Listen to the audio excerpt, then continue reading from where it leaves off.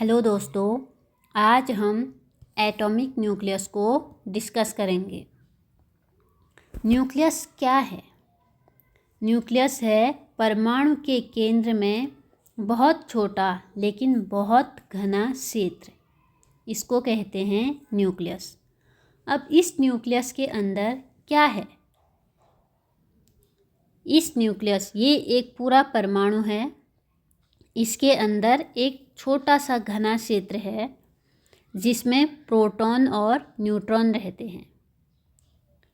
ये है प्रोटॉन, ये है न्यूट्रॉन। अब प्रोटॉन और न्यूट्रॉन को न्यूक्लियॉन कहते हैं। तो हम कहेंगे नाभिक में कौन कौन से कण रहते हैं? तो हम कहेंगे प्रोटॉन और न्यूट्रॉन। यही प्रोटॉन और न्यूट्रॉन परमाणु के भार को निर्धारित करते हैं। तो हम कह सकते हैं कि परमाणु का सारा द्रव्यमान कहाँ पे है? न्यूक्लियस के अंदर है। न्यूक्लियस में कौन कौन है? न्यूट्रॉन और प्रोटॉन। जैसे हम देखते हैं, एक उदाहरण से देखते हैं। ये एक एलिमेंट्स है। किसी भी एलिमेंट को हम इस तरह से दिखाते हैं। ये इसकी एटॉमिक नंबर है और ये है एटॉमिक मास। जैसे X, हमने X एक मैग्नीशियम ले लिया। मैग्नीशियम का एटॉमिक नंबर होता है Z, कहते हैं जिसको 12, और इसकी एटॉमिक मास A से निर्धारित करते हैं, डिनोट करते हैं, तो 24 है। तो अगर मैग्नीशियम में Z 12 है तो इसका मतलब है कि इसमें प्रोटॉन भी 12 हैं। Z और P बराबर हैं तो प्रोटॉन 12 है। ठीक है। अब परमाणु द्रव्यमान कहाँ होता है? हमने देखा था द्रव्यमान सारा कहाँ होता है? प्रोटॉन प्लस न्यूट्रॉन से मिलकर द्रव्यमान बनेगा, वो होता है नाभिक में, क्योंकि नाभिक में ही प्रोटॉन और न्यूट्रॉन हैं। अब प्रोटॉन और न्यूट्रॉन और प्रोटॉन ही परमाणु द्रव्यमान का निर्धारण करते हैं।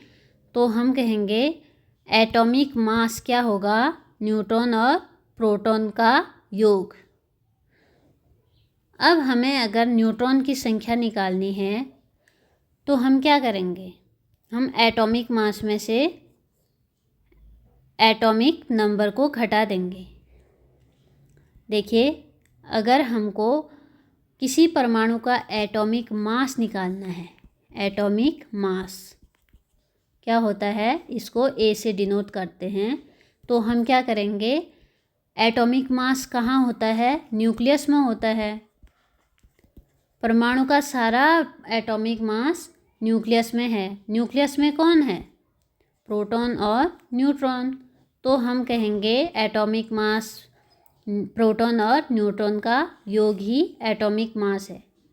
लेकिन अगर हमको इसमें न्यूट्रॉन की संख्या निकालनी हो तो हम क्या करेंगे? एटॉमिक मास का फॉर्मूला तो ये हो गया,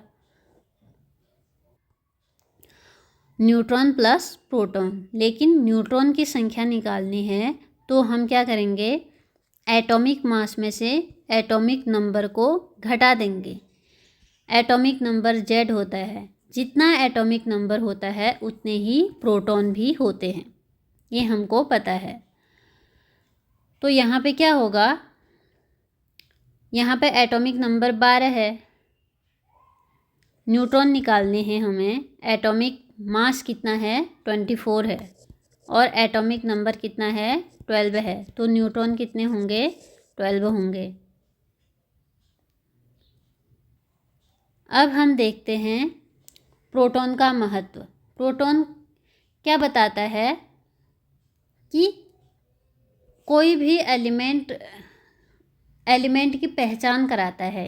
जैसे एटॉमिक नंबर, प्रोटॉन अगर 1 है तो ये क्या होगा? हाइड्रोजन का एलिमेंट होगा। हीलियम है तो अगर एटॉमिक नंबर 2 है तो क्या होगा? वो हीलियम होगा। तो हम कह सकते हैं कि प्रोटॉन से ही हम पता करते हैं कि वह कौन सा एलिमेंट होगा। फिर है न्यूट्रॉन। ये न्यूट्रल होते हैं और इनका द्रव्यमान जो है प्रोटॉन के बराबर या थोड़ा सा ज़्यादा होता है। न्यूट्रॉन का महत्व क्या है? न्यूट्रॉन जो है नाभिक को स्थिरता प्रदान करते हैं। कैसे स्थिरता प्रदान करेंगे? वे नाभिक में हमने देखा था प्रोटॉन भी रहते हैं और न्यूट्रॉन भी। प्रोटॉन में पॉजिटिव चार्ज होता है। जब पॉजिटिव चार्ज क्या करते हैं, एक दूसरे को धकेलते हैं दूर, रिपेल करते हैं, तो तब ये क्या करता है, न्यूट्रॉन एक ग्लू की तरह काम करता है और स्ट्रॉन्ग न्यूक्लियर फोर्स की हेल्प से क्या करता है, इस प्रोटॉन को बांधे रखता है। यहाँ पर न्यूक्लियर फोर्स होता है जो इनको बांधे रखता है, लेकिन ये न्यूक्लियर फोर्स बहुत कम दूरी में ही सिर्फ नाभिक के अंदर ही लग सकता है। तो ये क्या करते हैं, न्यूट्रॉन का काम क्या है, प्रोटॉन को नाभिक में बांधे रखना। अब हम नाभिक की संरचना देख ली है हमने। इसके अंदर प्रोटॉन और न्यूट्रॉन होते हैं जो क्या करते हैं, नाभिक का न्यूट्रॉन का काम क्या है, वह जो है प्रबल नाभिकीय बल से उस प्रोटॉन को न्यूक्लियस में बांधे रखता है। यह बल ब्रह्मांड के सबसे शक्तिशाली बलों में से एक है। कौन सा बल? प्रबल नाभिकीय बल।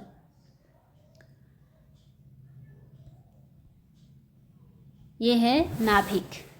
इसमें हमने देखा एक परमाणु है, उसके अंदर एक छोटा सा स्थान है जहाँ पर क्या है, जहाँ पर नाभिक है। इस नाभिक में प्रोटॉन और न्यूट्रॉन है, तो इन दोनों को क्या कहते हैं, न्यूक्लियॉन। यही प्रोटॉन और न्यूट्रॉन क्या करते हैं, प्रोटॉन और न्यूट्रॉन परमाणु का द्रव्यमान निर्धारित करेंगे। ठीक है।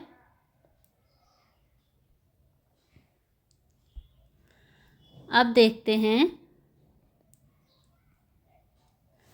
देखिए स्ट्रॉन्ग न्यूक्लियर फोर्स।